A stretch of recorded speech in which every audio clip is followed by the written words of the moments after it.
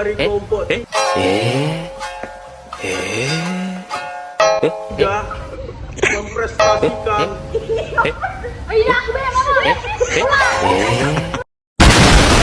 Assalamualaikum warahmatullahi wabarakatuh. Baiklah, di sini kami dari kelompok 3 ingin mempresentasikan tentang perilaku individu dalam organisasi. Perkenalkan, nama saya Rida Arulia sebagai moderator. Saya Desi Wandari. Saya Elvira Aziz. Saya Salsabila. Saya Sutia Maharani. Sebelumnya saya mengucapkan terima kasih kepada dosen pengampu mata kuliah perilaku keorganisasian yakni Pak Supriyatno SPDMM yang telah mengizinkan kami untuk melakukan presentasi yang berjudul perilaku individu dalam organisasi. Akan dibahas oleh Desi Wandari. Perilaku individu dalam organisasi adalah studi tentang bagaimana orang-orang bertindak baik secara individu maupun dalam kelompok di dalam suatu organisasi dan bagaimana perilaku tersebut mempengaruhi kinerja serta aktivitas organisasi secara keseluruhan.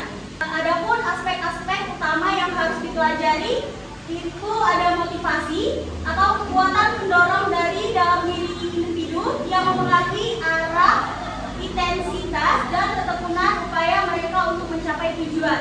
Kedua itu ada persepsi, proses individu dalam mengorganisasikan dan menghasilkan kesan indera mereka untuk memberi makna pada lingkungannya.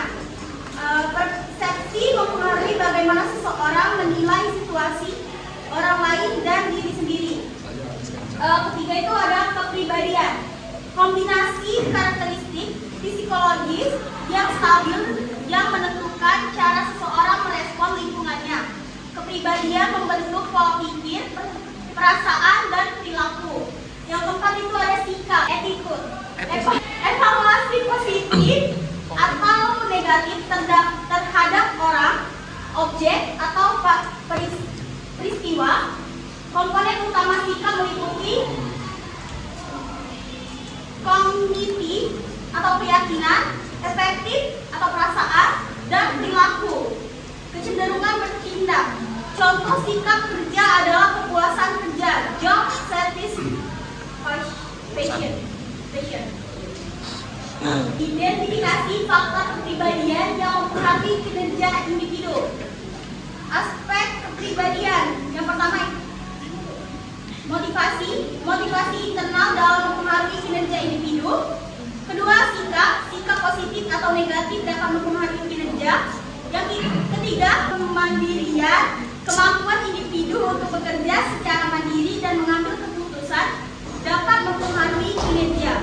Yang keempat itu ada komunikasi, kemampuan komunikasi yang efektif dalam mempengaruhi kinerja individu dalam tim. Adapun faktor kepribadian lainnya yaitu produktivitas, kemampuan individu untuk menyelesaikan tugas dengan efektif. Yang kedua, kualitas kerja, mempengaruhi kualitas hasil kerja individu. Yang ketiga, kerjasama tim, kemampuan individu untuk bekerja sama dengan orang lain. Selanjutnya adalah analisis perbedaan persepsi antar individu dan tim. Persepsi antar individu yaitu ada 3. Yang pertama, pengalaman individu dapat mempengaruhi persepsi mereka tentang suatu masalah. Yang kedua, nilai dan keyakinan individu dapat mempengaruhi bagaimana mereka memandang suatu masalah. Yang ketiga, ada konteks di mana individu berada dapat mempengaruhi persepsi mereka tentang suatu masalah. Adapun persepsi dalam tim, yang pertama itu ada komunikasi, di mana komunikasi efektif dalam tim mengurangi perbedaan antar anggota tim. Yang kedua ada kerjasama yang baik dalam tim dapat memahami perspektif dan mengurangi perbedaan persepsi. Yang ketiga ada kepemimpinan yang efektif dapat membantu mengarahkan tim dan mengurangi perbedaan. Mengapa perbedaan persepsi penting dalam tim? Manfaat perbedaan persepsi penting yaitu yang pertama adalah kreativitas. Perbedaan persepsi dapat memunculkan ide baru dan kreatif dan dapat membantu tim dalam menyelesaikan masalah. Yang kedua itu ada inovasi. Perbedaan persepsi dapat membantu tim menemukan solusi yang lebih baik Yang ketiga itu pengambilan keputusan. Perbedaan persepsi dapat membantu tim dalam pengambilan keputusan yang lebih baik dan mempertimbangkan berbagai perspektif. Bagaimana menganalisisnya? Untuk menganalisis perbedaan persepsi dalam tim, yaitu identifikasi perbedaan, amati dan catat bagaimana anggota tim menafsirkan masalah, tugas atau tujuan tim secara berbeda. Yang kedua, pahami akar penyebab.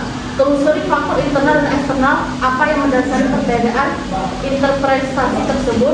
Yang ketiga itu evaluasi dampak. Analisis bagaimana perbedaan persepsi ini memengaruhi komunikasi kolaborasi yang terjadi.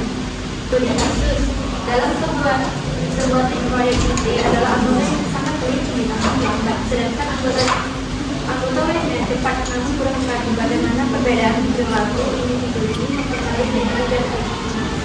Perbedaan ini dapat mempengaruhi tim dalam pembelajaran. Secara negatif sebagai penilaian, secara positif sebagai tergantung pada bagaimana proyek berjalan. Ada negatif karena yang muncul. Satu, polemik komunikasi dan kinerja. Dua, ketidakseimbangannya beban kerja dan tim proyek. Tiga, penurunan konsistensi tim. Dampak positif atau peluang untuk sinergi jika dikelola dengan baik. 1. Komplementaritas yang saling melengkapi, peningkatan kualitas hasil akhir secara keseluruhan. 3. Proses pembelajaran dalam tim. Kunci untuk mengubah tantangan menjadi peluang terletak pada kepemimpinan seorang manajer atau tim leader yang efektif. Kesimpulan, perilaku individu yang berbeda bukanlah penghalang, tetapi merupakan realitas dalam organisasi. Dampaknya terhadap kinerja tim sepenuhnya bergantung pada kemampuan organisasi dan pemimpinnya untuk mengelola keragaman tersebut. Jika dibiarkan, perbedaan ini dapat merusak dinamika tim. Namun jika dikelola secara strategis dengan menempatkan orang yang tepat pada peran yang tepat dari mendorong kolaborasi, perbedaan ini justru dapat menciptakan sinergi yang menghasilkan kinerja tim yang jauh lebih unggul daripada jika tim tersebut terdiri dari orang-orang dengan perilaku yang seragam. Bagi yang ingin bertanya, kami persilahkan. Oke.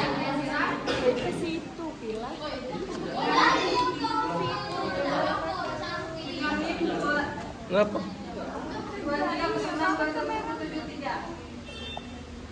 Saya ingin bertanya, bagaimana gaya kepemimpinan dapat mempengaruhi perilaku individu dalam organisasi?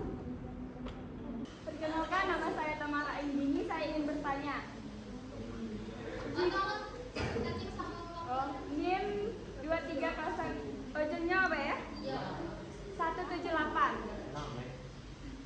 Jika kalian menjadi pemimpin tim, strategi apa yang akan kalian gunakan untuk mengelola anggota dengan gaya kerja berbeda? Baiklah, perkenalkan nama saya Randy Adrian Dewantara Sani. Hai Randy. NIM 10002. Bagaimana cara seorang pemimpin kelompok 2? Bagaimana cara seorang pemimpin mengubah tantangan tersebut menjadi peluang sinergi?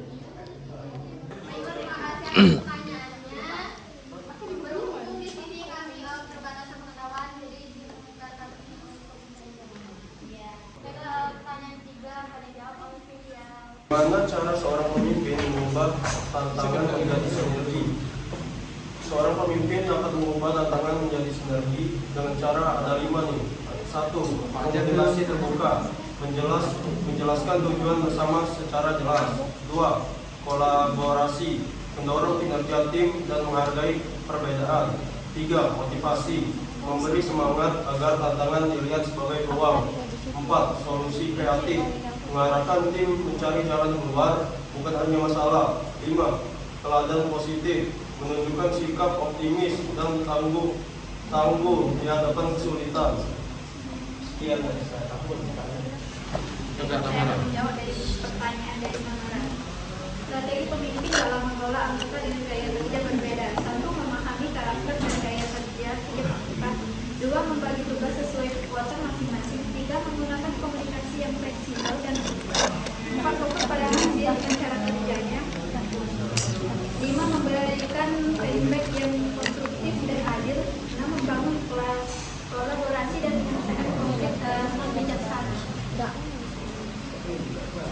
Baiklah, saya akan menjawab pertanyaan dari Mas Sylvia. Bagaimana gaya kepemimpinan dapat mempengaruhi individu dalam organisasi? Gaya kepemimpinan sangat mempengaruhi individu dalam organisasi karena yang pertama itu memotivasi dan semangat kerja. Yang kedua kinerja dan produktivitas. Yang keempat itu ketiga kreativitas dan inovasi. Yang keempat kepuasan dan loyalitas. Baiklah, itu saja presentasi dari kami. Kami akhiri. Wassalamualaikum